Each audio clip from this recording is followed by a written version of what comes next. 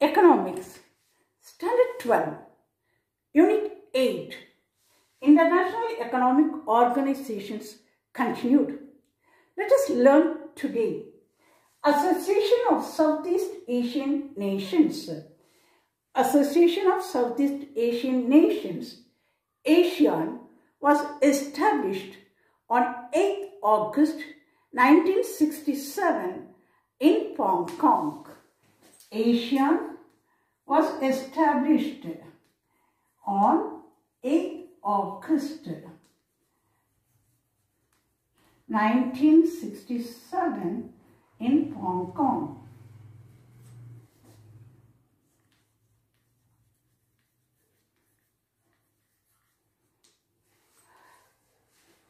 ASEAN has original 5 members.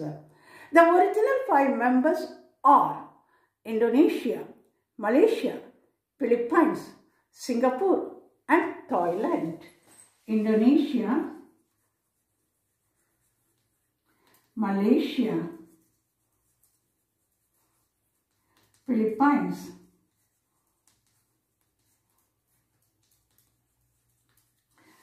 and in Singapore and Thailand. Indonesia, Malaysia, Philippines, Singapore and Thailand are the original members of ASEAN. Later, Brunei Darussalam and Vietnam and Laos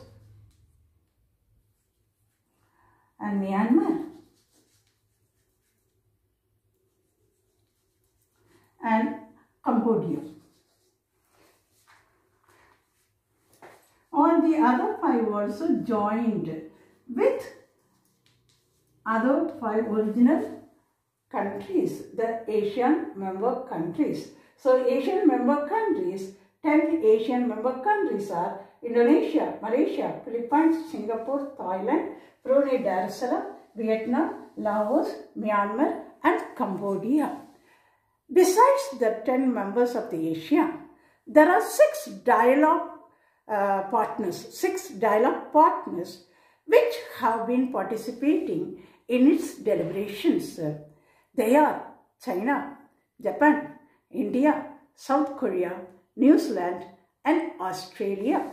So the other 6 dialogue partners are India, China first and then India, Thailand, so China, India, Japan, New Zealand and finally Australia.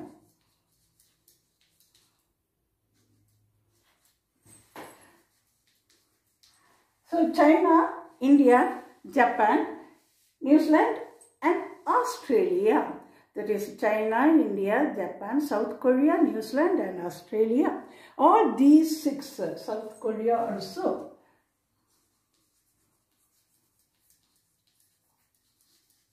All these 6 countries became 6, that is dialogue partners. And they take active participation in the ASEAN activities. That is ASEAN nations are expected to benefit from the FTA as it will reduce tariff and non-tariff barriers. So we expect to benefit from FTA as it will reduce tariff and non-tariff barriers. The common historical and cultural background made the member countries to maintain their unity and solidarity by establishing a trade bloc. And foreign trade is the lifeblood of ASEAN countries following globalization and prudent macroeconomic policies.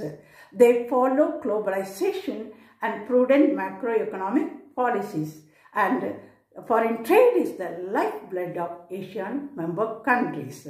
The ASEAN Summit of the heads of governments of member countries is the highest forum for Asian cooperation.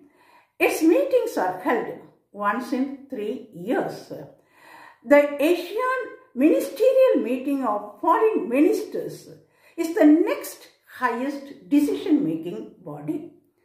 India became a sectoral dialogue partner of ASEAN in 1992. The geographical proximity of Asian countries to India facilitates faster exports and lower freight costs. So India is also an active country member or active participative member country in ASEAN.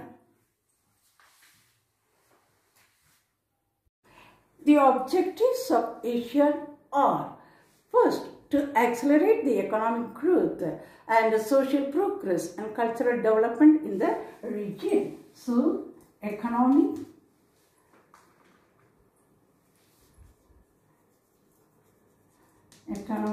social and cultural growth.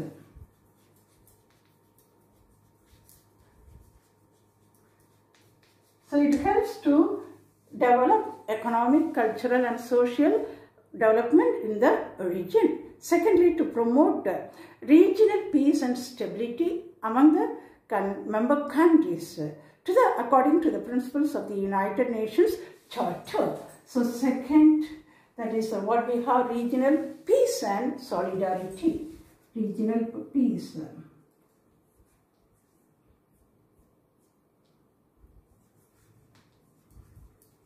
Regional peace and solidarity. And thirdly, to promote cooperation among the member countries through the exchange of knowledge and experience in the field of public sector auditing. So, promoting cooperation among the member countries. Promoting cooperation among the member countries. And fourthly, you can just remember this one: to promote a conducive environment and facilitates for research, training and education among the member countries. Conducive environment. Conducive environment.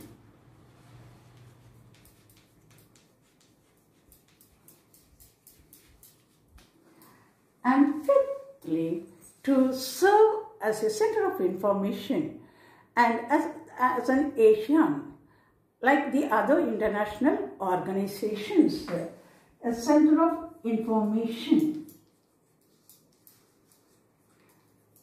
To serve as a center of information like the other international organizations. So the 5 important objectives of ASEAN are: to develop the economic, social, cultural growth of the nations. Secondly, to have regional peace and solidarity among the member countries. And thirdly, promoting cooperation and also that is among the member countries through the exchange of knowledge and experience in the field of public sector auditing. And fourthly, to promote a conducive environment and facilities for research, training and education among the member countries. And the fifth one is to serve as a center of information like the other international associations.